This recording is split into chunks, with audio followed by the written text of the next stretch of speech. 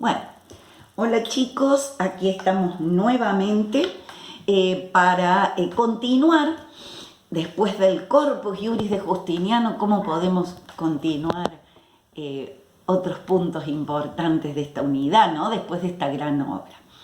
Bueno, Justiniano en esta tarea que emprendió había establecido y prohibido bajo severas penas que se realizaran comentarios que alteraran la obra del cuerpo de derecho codificado y su espíritu, fundamentalmente. Pero debido a que se sancionó en una lengua latina que no era la lengua oficial del Imperio Romano de Oriente, ¿cuál sería la lengua? La griega.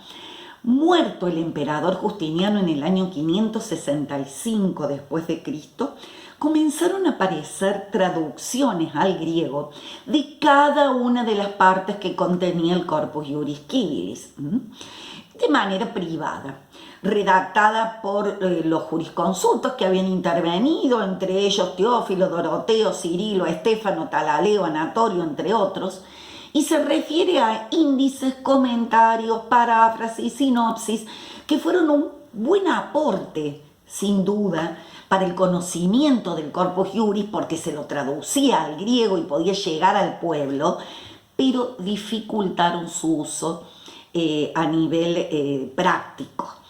Entre las más importantes encontramos la paráfrasis de Teófilo, de literatura oriental, exégesis realizada a las institutas y compuesta en lengua griega.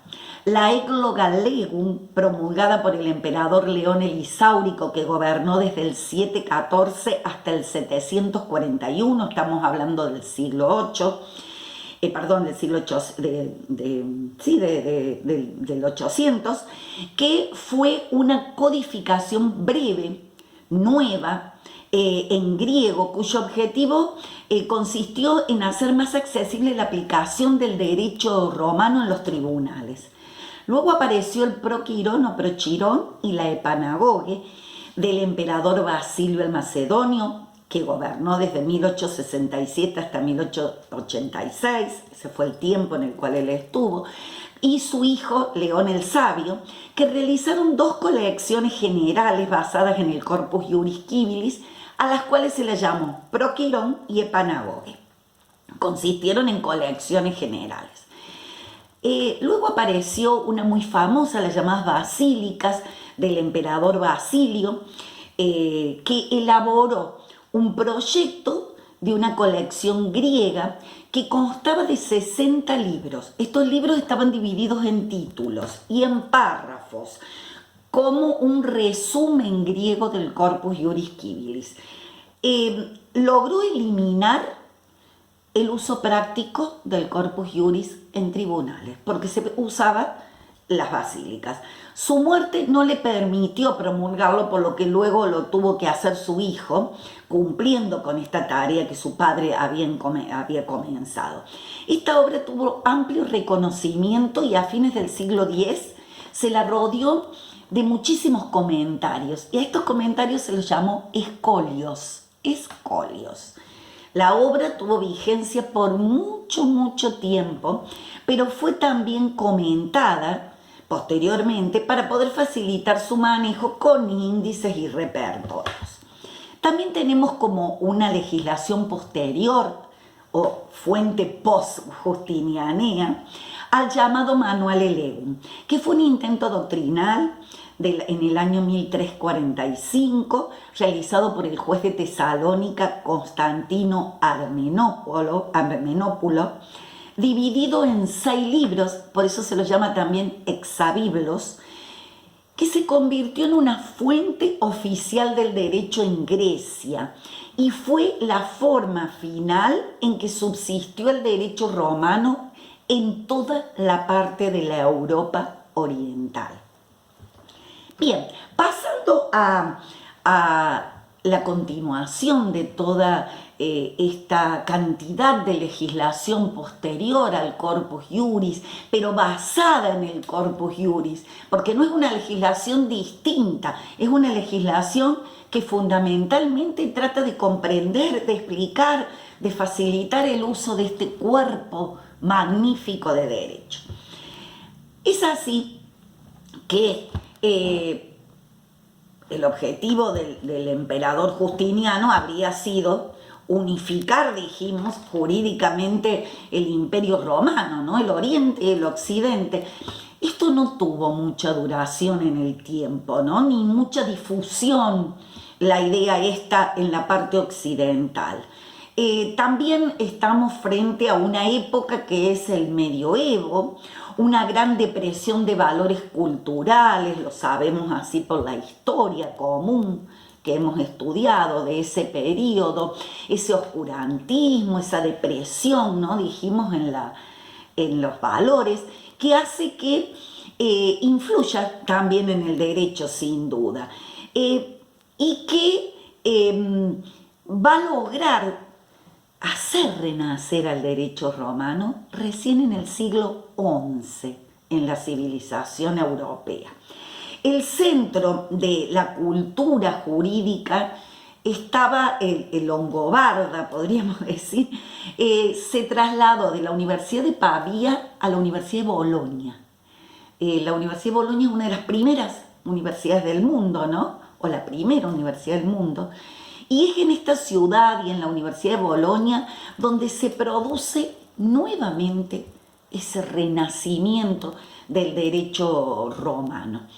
En una breve síntesis voy a explicarle las distintas escuelas filosóficas, jurídicas, de la ciencia jurídica, de las que van a ir naciendo a través de los siglos, ¿no? En distintas ciudades o países de Europa. Y así tenemos la primera, la escuela de los glosadores, que recién decíamos, nace el resurgimiento del derecho romano o el renacimiento en el siglo XI, comienzos del XII, se convierte en un despertar del romanismo, de la romanización de Occidente, y se le debe esto a un monje llamado Irnerio o Guarnerio, profesor de gramática en Bolonia, que en el año 1090, en Italia, esta escuela tiene su sede en Italia, específicamente en la biblioteca de Pisa, encuentra un manuscrito del Digesto, por eso se lo llama manuscrito pisano, al que luego se le dio el nombre de manuscrito fiorentino, por la lucha en el siglo XV entre pisanos y fiorentinos, que hizo que cambiara el nombre o la denominación del manuscrito. Pero lo importante es esto, ¿no? Este manuscrito comenzaron a estudiarlo, Irnerio fundamentalmente, el monje,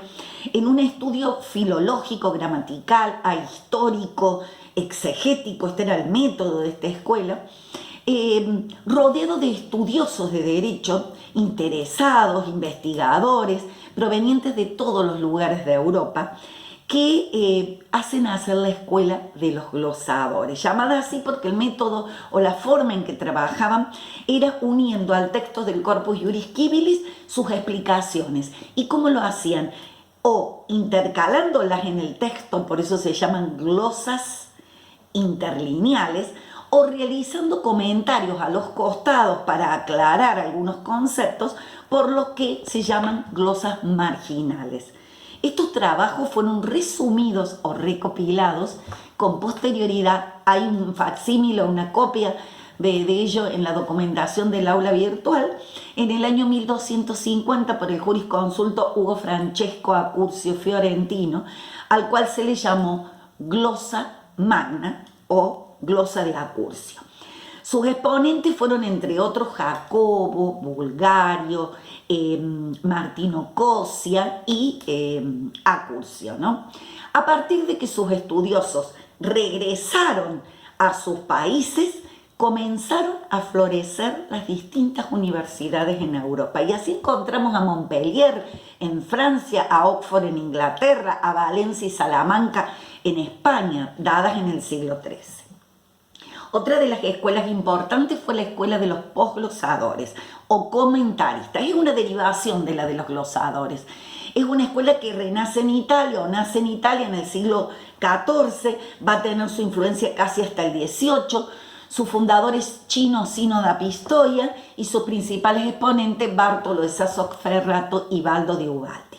Esta escuela se caracterizó con la mirada en la de los glosadores.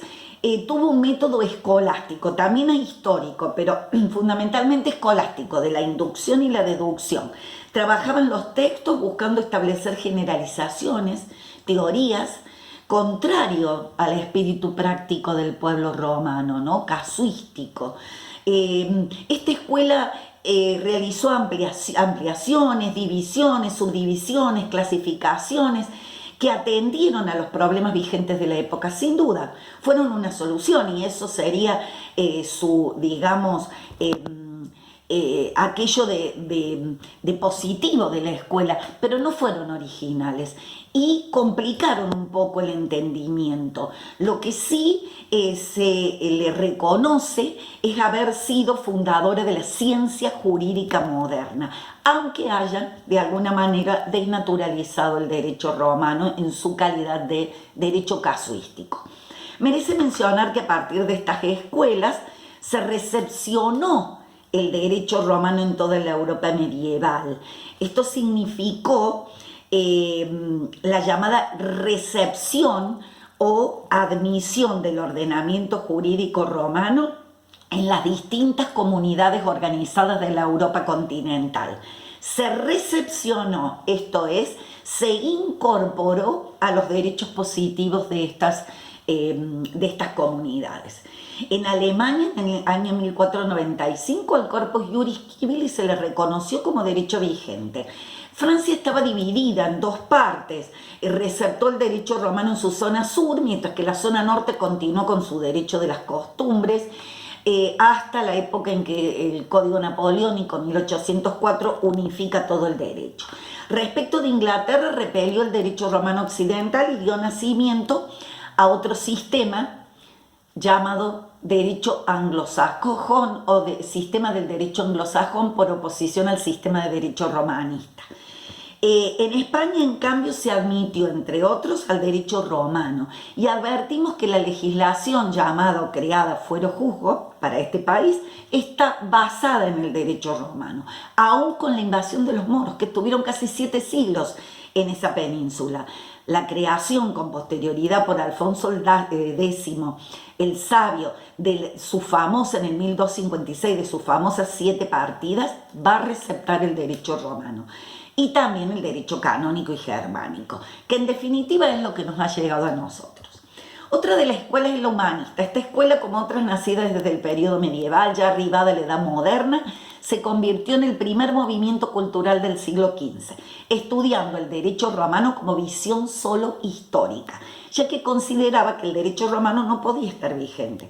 Su método es histórico, crítico, filológico. Se sustrae al derecho romano de la práctica forense, de la práctica. Sus exponentes fueron Alciato, Cujacius, el famoso Cujacio, Godofredo, el de la edición, y Donelo. Su tendencia es el llamado, o su método, el llamado Mos Gallicus, que floreció en Francia y luego en Holanda con exponentes como Boet o Vinius, ¿no? Que ha hecho comentarios también a las institutas. Luego tenemos la escuela naturalista o del derecho natural. Esta escuela está nacida en el siglo XVI-XVII, fundamentó sus teorías en la filosofía racionalista y sus sostenedores fueron Grocio, Ignacio, Tomasio, Puffer, Leibniz, entre otros. Se basaron en el derecho natural como razón intrínseca y no se oponían al derecho romano, ya que los consideraban la razón escrita, que se acercaba más al derecho natural o derecho de la humanidad, pero mencionaron el Ius Gentium como derecho común a todos los pueblos. Esta escuela va a inspirar todos los movimientos codificadores del siglo XIX y XX, que pudieron haber llevado a una crisis del derecho romano. Tenemos también la escuela histórica alemana y la escuela de las Pandecta. En la escuela histórica alemana encontramos a Federico Carlos de Savigny, siglo XIX, el cual decía que para que el pueblo pudiera codificar debía estar maduro, y el pueblo alemán no se encontraba en estos momentos así. Él es un prusiano, profesor, jurista, que va a escribir libros como el sistema de derecho romano actual. Su método es teórico, sistemático, dogmático, y como opuesto a esto van a ser la escuela de las Pandectas, también en el siglo XIX, cuyo exponente principal va a ser Rodolfo von Giering, discípulo de Savigny, pero opuesto y crítico a sus teorías, ya que él es una persona totalmente práctica, creador o digamos el que ha hecho surgir el positivismo jurídico. Vamos a continuar en la próxima.